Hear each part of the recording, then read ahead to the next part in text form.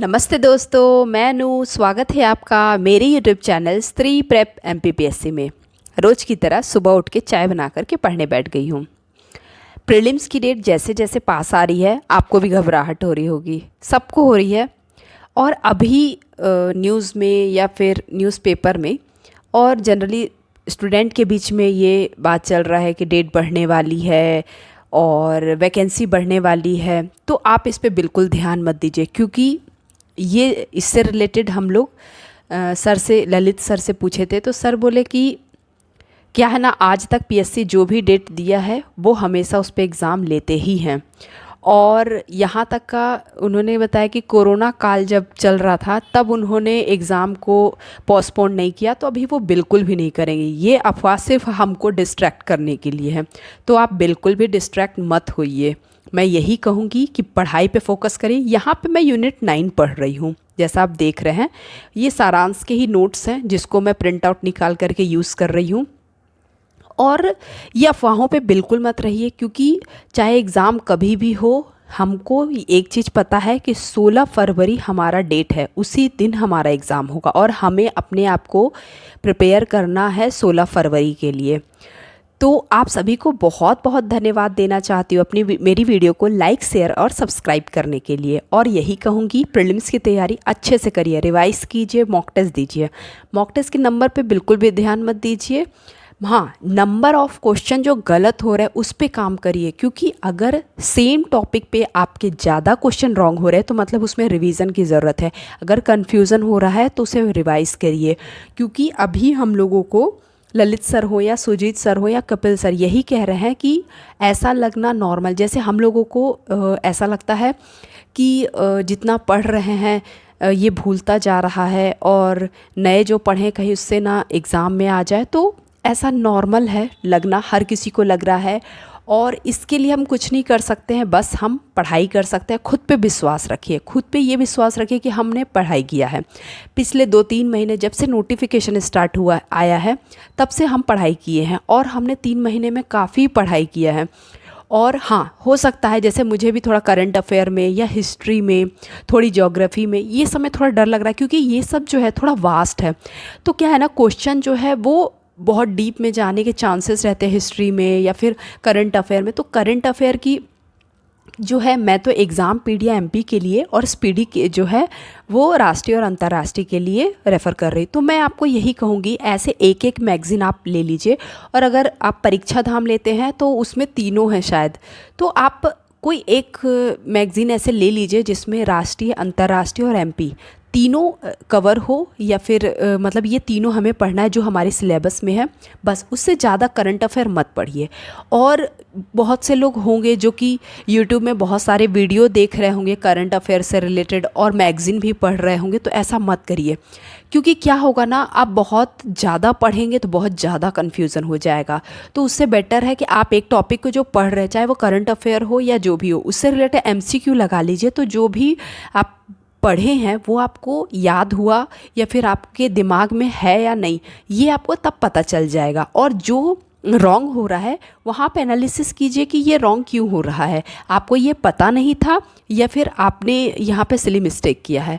तो इस तरह आप अपने आप को एनालाइज़ कीजिए। अगर आप कोई न्यू चीज़ पढ़ रहे हैं तो बस जनवरी तक ही पढ़िए, मतलब 1 हफ्ते का टाइम है, उसके बाद आप न्यू मत पढ़िए। उधर जो भी 12, 13, 14, 15 दिन बचे हैं उसको सिर्फ़ और सिर्फ रिवाइज़ कीजिए, सिर्फ रिवाइज़ करिए। क्योंकि क्या है ना, नया आप पढ़ेंगे ना तो वो फिर आपको वहाँ पे सिर्फ और सिर्फ कन्फ्यूज़न ही पैदा करेगा। तो क्या है कि चाहे वो जो भी यूनिट हो, जैसे हिस्ट्री जो है वो नॉर्मल है कि बहुत वास्ट है। नॉर्मल बात है कि आप कितना भी पढ़े होंगे आपको लगेगा पता नहीं हिस्ट्री में क्या पूछ लिया जाएगा। तो क्या है कि अब जैसे मुझे एक कमेंट आया था कि सारांश से जो टॉपिक 40 टॉपिक या फिर 30 टॉपिक ऐसे इम्पॉर्टेंट है वो हमें शेयर करें।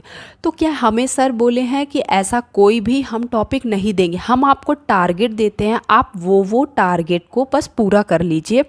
और आपको कोई भी यूनिट पे ऐसे नहीं करना है कि इस पे ज़्यादा। हाँ, सर बोले कि हम जो जो टॉपिक दे रहे हैं आपको टारगेट, आपको उसको कंप्लीट करना ही करना है और बहुत अच्छे से करना है। तो जो इम्पॉर्टेंट टॉपिक रहते हैं उसके टारगेट हमें मिल रहे हैं और उसके MCQ सर प्रोवाइड करवा रहे हैं।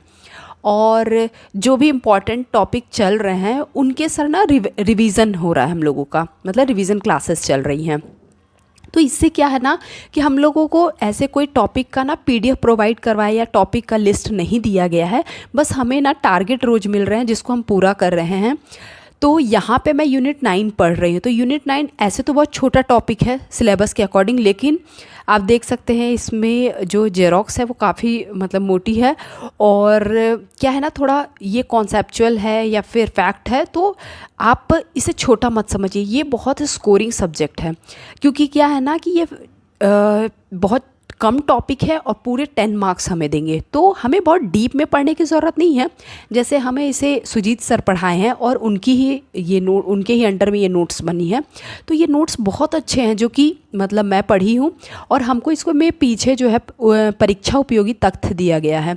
तो उससे क्या है ना कि जब हम MCQ पढ़ते हैं तो फिर हमें जो भी पहले टॉपिक पढ़े उसका पूरा रिवीजन हो जाता है। तो इसी तरह आप भी करिए, और क्या है ना मॉक टेस्ट ज़रूर दीजिए, रिवीजन करिए, खुद पे विश्वास रखिए। मुझे भी घबराहट हो रही है, आपको भी हो रही होगी, एग्ज़ाम से होना नॉर्मल बात है। हमको ललित सर यही कहते हैं कि अगर मैं भी एग्ज़ाम दूंगा तो मुझे भी घबराहट होगी। तो जब सर सेलेक्टेड हैं और उसके बाद उन्हें घबराहट हो रही तो सही बात है, नॉर्मल है, क्योंकि एग्ज़ाम में घबराहट होती ही है। आपको मैं एक बात बताना चाहूँगी, टेलीग्राम में इसी नाम से मेरा एक ग्रुप है, तो आप वहाँ पे भी ऐड हो सकते हैं। और टेलीग्राम में ना एक ग्रुप है जहाँ पे टेस्ट सीरीज़ जो है वो FLT टेस्ट सीरीज़ वो सारे मतलब उसमें अवेलेबल हैं। तो क्या है ना आप वो ना मैं शेयर नहीं कर सकती हूँ, क्योंकि उसमें ना शेयर जो है वो अलाउड नहीं है। तो आप उसमें सिर्फ ऐड हो करके ही सिर्फ मतलब वो टेस्ट दे सकते हैं। तो अगर आप मुझे कमेंट करते हैं तो मैं जो वो ग्रुप है उसका मैं लिंक आपको प्रोवाइड कर दूँगी, नहीं तो मैं टेलीग्राम में आपको उसका लिंक दे दूँगी। उससे क्या है आप वहाँ ऐड हो करके आप वहाँ टेस्ट दे सकते हैं, और उसमें बहुत अच्छे टेस्ट हैं और बहुत सारे कोचिंग के टेस्ट हैं, तो आप वहाँ ऐड हो करके दे सकते हैं टेस्ट। और ऐसे टेलीग्राम में बहुत सारे ग्रुप हैं जहाँ पे आप ऐड होकर के टेस्ट दे सकते हैं। आप सभी को मैं बहुत बहुत धन्यवाद देना चाहूँगी मेरी वीडियो को लाइक शेयर और सब्सक्राइब करने के लिए। और बहुत बहुत मैं कहना चाहूँगी 20-25 दिन जो भी बचे हुए हैं बहुत अच्छे से पढ़िए, बहुत मेहनत करिए, ये लास्ट है। मतलब अपने आप को जो हमने पढ़ा है इसे प्रूफ करने के लिए बस यही टाइम बचा है, और इसे हमें बेस्ट देना है। खुद पे विश्वास रखिए, घबराइए मत, बस खुद पे विश्वास रख के पढ़ते जाइए, कर्म कीजिए, फल की चिंता मत करिए। कभी घबराहट हो तो भगवान को याद कर लीजिए, थोड़ा मेडिटेट कर लीजिए, गुस्सा आए तो भगवान का नाम ले लीजिए, और बस पढ़ाई कीजिए, मेहनत कीजिए, जो होगा बहुत अच्छा होगा। खुद पे विश्वास रखिए, भगवान पे विश्वास रखिए, और इसी तरह मेरी वीडियो को लाइक कीजिए, शेयर कीजिए, सब्सक्राइब करिए। Thank you.